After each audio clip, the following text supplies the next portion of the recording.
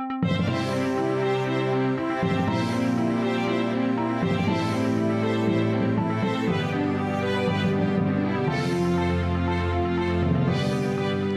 up, Taiwan? I'm Liao with news from here in Taiwan and around the world. China is telling Guatemala to rethink its ties with Taiwan. 承认一个中国原则，发展对华关系，共享发展机遇，才真正符合危地马拉国家和人民的根本利益。我们奉劝有关国家政府认清大势，顺应民意，早日做出正确选择。 Guatemalan President Bernardo Arévalo is in Taiwan on a state visit. Guatemala is one of Taiwan's 12 remaining diplomatic allies. China, which sees Taiwan as its own territory, often pressures Taipei's diplomatic allies into switching recognition to Beijing in line with its claims over Taiwan's sovereignty. Nearly 1 in 4 adults in Taiwan use the app TikTok or its Chinese version, Douyin. But as its popularity grows, so does the controversy around it. A new report suggests TikTok or Douyin users may view politics and culture differently from those who don't. The report was published by Doublethink Lab, which investigates Chinese influence and disinformation in Taiwan. Our reporter Chris Gorin spoke to Doublethink Lab researcher Eric Xu to find out more. So I want to start by asking you, why did Doublethink choose to look at TikTok specifically? What makes this app different, especially for Taiwanese users? I think there's various reasons that Doublethink Lab we choose TikTok as the target to study. I think one of the most significant reason is the short form type of video is actually being brought by TikTok, and it kind of permanently changed people's habits on information consuming. And the other thing is also about, there's quite a lot of concern and suspicious about TikTok's platform, no matter on its controlling of algorithm or its potential pro-China situation. I think for those people who supporting democracy and wanted to remain the democratic resilience of Taiwan, we always have quite a lot of concern about TikTok. I guess I'll just ask you straightforwardly, how much do you or does Doublethink feel that TikTok presents a threat to Taiwan's information ecosystem, or to its society? I think I can only represent myself as the project manager to saying this, to answer this question based on our study. I will say, according to our 3 reports, TikTok has already significantly changed people's ideas on perception about PRC. And it is decreasing people's willing to resist and also reduce the sensitivity of people to identify what is PRC threats, because people start to think, oh, PRC is more livable. There's no significant difference between PRC life and life in Taiwan. So eventually people will start to think, oh, if the problem only happened between governments and politicians, then for ordinary citizens, why we need to fight for Taiwan if there's no difference? If one day that PRC conduct military invasion to Taiwan, our life will have no change, so why we resist?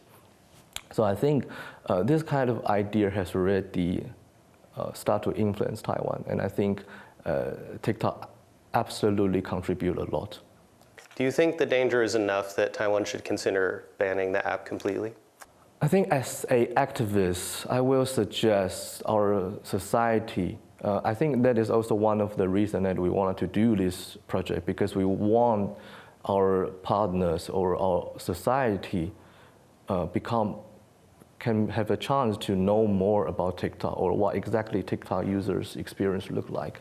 Because as a democratic system, for most of our interviewees, they reply during the interview, they saying that they know that TikTok has some negative contents. However, they don't agree that they will be brainwashed by TikTok. So, and if banning TikTok without further discussion directly, they think it will make Taiwan have no difference with PRC. So I think as an activist, I will encourage government officials or other organizations more get involved in the study of TikTok and bring more social communication strategy with TikTok users, especially to younger generation. On that topic, you did release a separate report specifically on younger people using TikTok. What are some of the specific concerns or the specific trends that you found among younger people using TikTok? The one thing that keep making me notice during the conduction of the project is I found that younger generation has a sense of powerless and insensitivity to quite lots of things. So the powerless reflect in various perspectives. For example, when we ask their ideas about potential unification or their ideas about PRC threats, because of the powerless, they think there's nothing they can do. And because there's nothing they can do, so they don't care. Or they don't think it will be helpful if they care. And I think for also not only during the interview with our younger generation, when we talk with other teachers or educational organizations about the kids these days, they also found, compared with the previous generation, the insensitivity is really strong. It seems there's nothing can actually raise their interest. So I think when we put this situation back to the discussion of potential unification or potential military conflicts, we need to make our younger generation be able to care our system or to care Taiwanese democracy first, and then to more further encourage them to fight for our system. That was Eric Xu, researcher at Doublethink Lab. Tune in next Tuesday for the full episode from Zoom In, Zoom Out. U.S. President Donald Trump says Chinese President Xi Jinping has agreed to restart the flow of rare earth minerals to the United States while speaking to reporters on Air Force One. President Xi agreed to restart the flow of rare earth minerals and magnets? Yes, he did. Well, we're very far advanced of the China deal. We wanted clarification. We had to have clarification. We had a very good talk. I talked to President Xi for, I guess, more than 2 hours. We had a very good talk. It's a complicated deal.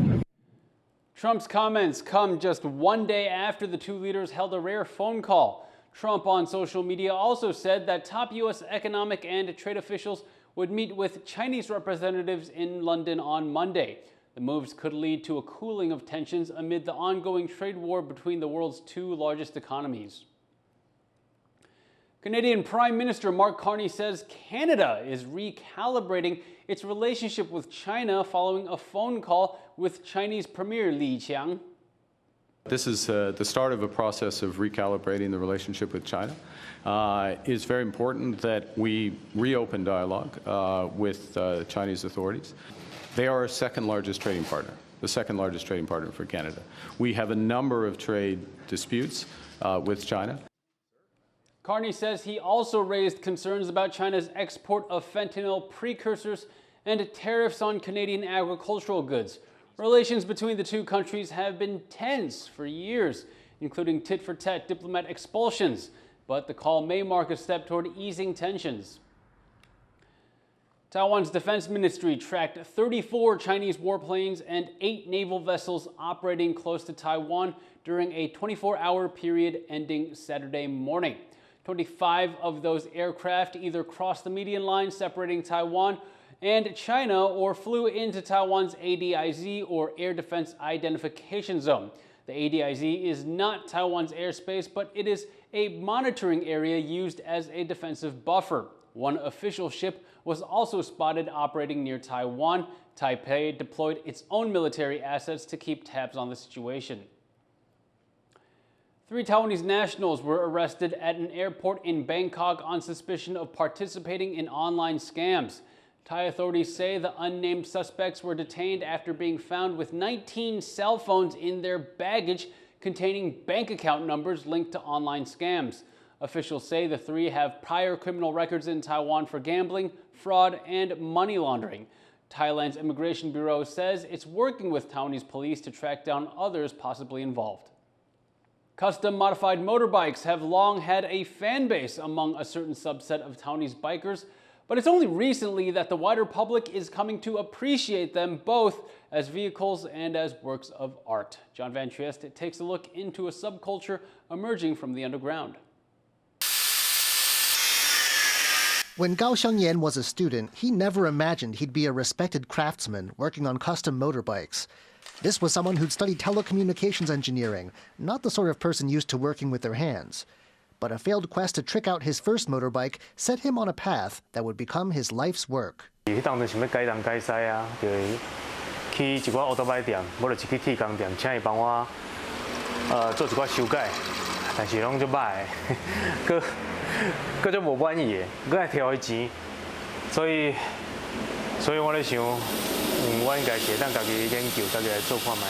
Gao's career as a remodeler of motorbikes didn't start out smoothly. He says he had no credentials or reputation, and so getting customers was tough at first. But he ignored the temptation to give up and now has a place as a professional in a niche but growing biker subculture. He's far from alone in the field, though, as new talents are building a name and carving out a place for themselves all the time. Huang Minglong is 24 and was a rising star from his first attempt at turning a bike into a unique creation. 我就在朋友的工厂里面打造了一台属于自己的手工车，然后那时候刚好在这个手工车界里面有一场比赛，对，所以说我就抱持着试试看的心情，就去报名了那场比赛。结果就成功让我拿到了第2名。而就在我成立工作室的这1年，我又再次去参加了这个比赛，结果就很荣幸的又拿到第1名。His dream now is to enter a competition in the U.S. and win, putting Taiwan's custom bike scene on the map. Motorbike redesigners like these are resourceful people. They often have to search out long discontinued parts from obscure overseas sources. They need a wide range of contacts, even furniture upholsterers to provide the right foam so the seats are perfect. They do their own part making and DIY assembly as well. And of course, they have to test out their creations themselves too, checking to make sure everything is up to the highest standards. Maybe the hardest thing they have to do, though, is push back against misunderstanding about what they do. Taiwan has over 14 million scooters and motorbikes, but these are mostly standard models. And even though people have been customizing bikes in Taiwan for at least 20 years, there's still a sense that these bikes are dangerous, or worse. 台湾的改装法规其实是非常的完善的，但重点在于认知问题。今天不管是民众的认知、警察的认知、检验人员的认知，他们都完全不一样。他们就会认定为只要改装就是违法。But they say this isn't what the law actually says. As the custom bike subculture grows, there are hopes in the community for even more explicit leeway from the government. 未来，那我都更较好，我当然会当参像日本、像美国安尼，算讲咱这个物件是政府甲咱讲，你改奥多拜是会使，你是爱改安全，你爱改到较好。那安尼，咱一般的店家吼，若讲要来做，还是讲要来带少年的继续做，其实是较有利处的店。These DIY bike modders say what they do is a form of art, and they hope for greater freedom to express themselves and keep a thriving scene expanding. Luffy Lee and John Van Trieste for TaiwanPlus. And thank you for watching What's Up Taiwan. You can visit the TaiwanPlus website or follow our social media for more stories from Taiwan and around the world. Finally, we leave you with images of 5 newly born lion cubs at a Norwegian zoo. They just had their first health check. I'm Leslie Liao. Take care and see you next time.